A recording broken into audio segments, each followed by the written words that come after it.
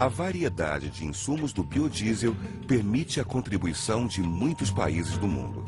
Mas é preciso que todos estejam comprometidos com um alinhamento aos preceitos da sustentabilidade.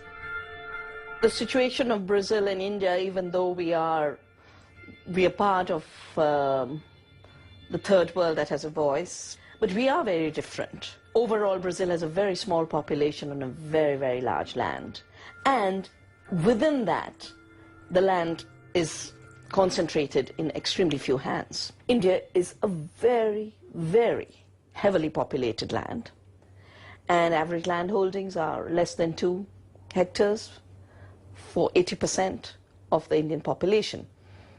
Now, this 80% of the population has access to food by having access to land.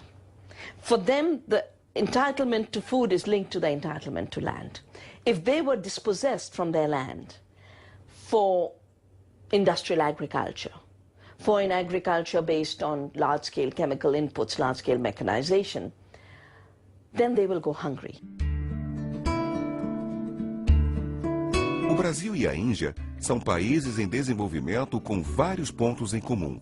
Vasta extensão territorial, populações jovens e um enorme abismo social entre ricos e pobres. And India is an ancient civilization whose very foundations are ecological. Whether you look at how we have held our rivers as sacred, how we have respected simplicity as the highest state of being. And they are therefore very conscious of the fact that you've got to protect the environment because their lives depend on it. If they damage the environment around them, then they would find it very difficult to survive. O produtor pequeno, o pequenininho, ele se vira na região dele mesmo para produzir o insumo que ele precisa, para produzir o composto que ele precisa na propriedade dele. We have much worse problems of another kind, and that's essentially in the nature of a large number of people who are dependent on rain-fed agriculture, and the rainfall often fails, and with climate change it's going to fail even more. We'll have more droughts, more floods, so these people are going to be affected very adversely. Hoje, a maioria das coisas, a gente se alimenta daqui de dentro. Nessa pequena propriedade mesmo, nada, a gente tem limão para fazer o suco. Porque aqui, nessas 2 tarefas, tem fruta todo o ano. Ele vai arrumar as formas de implementar a produção dele, de viabilizar a produção dele, né? Usando os recursos locais, ele tem que se adaptar ao que ele tem no local que ele está. When you don't have land, when you are not part of having the productive assets in your hands, then of course the only way you can have access to food is through money. And there, your entitlement to food is a function both of how much buying capacity you have and what the price of food is.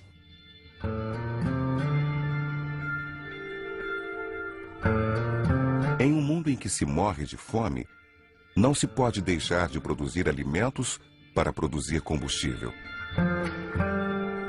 Aqueles estômagos vazios não estão vazios por falta de alimento, e sim por falta de poder aquisitivo. Estavam com fome antes do aumento do preço recente dos alimentos.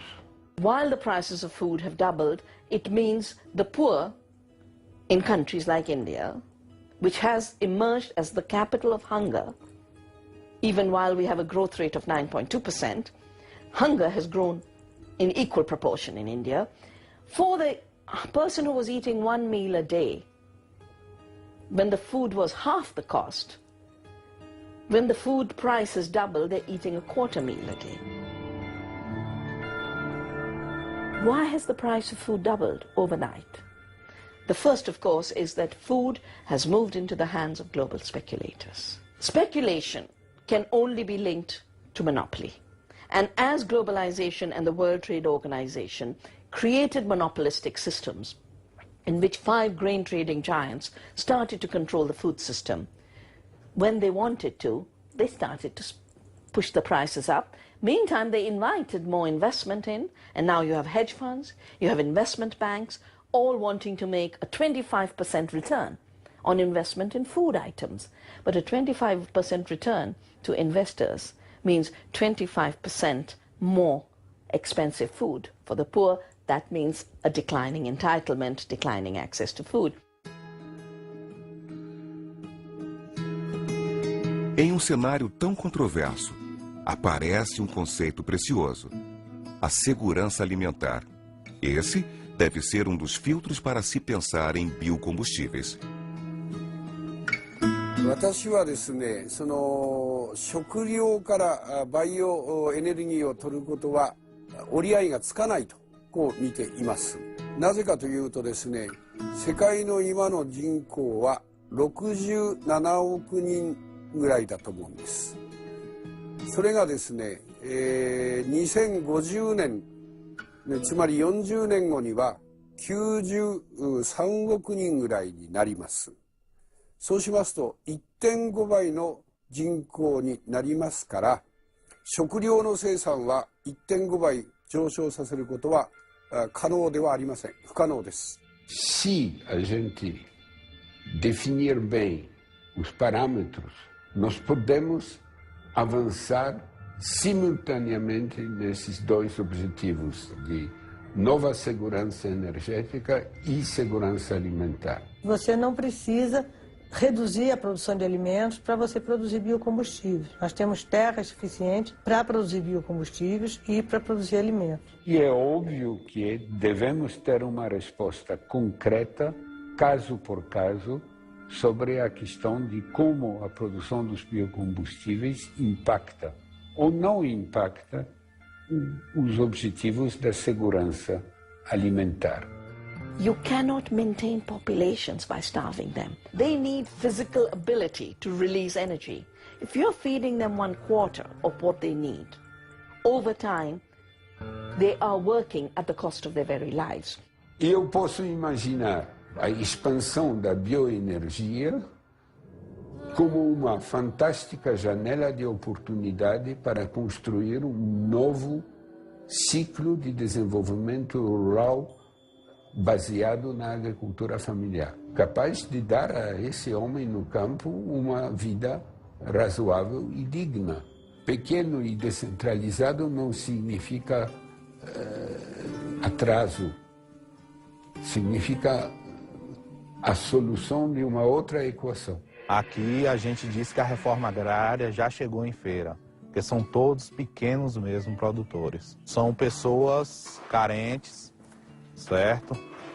Que precisa de auxílio para estar produzindo isso. Hoje a gente tem cooperativas, associações organizadas, sindicatos.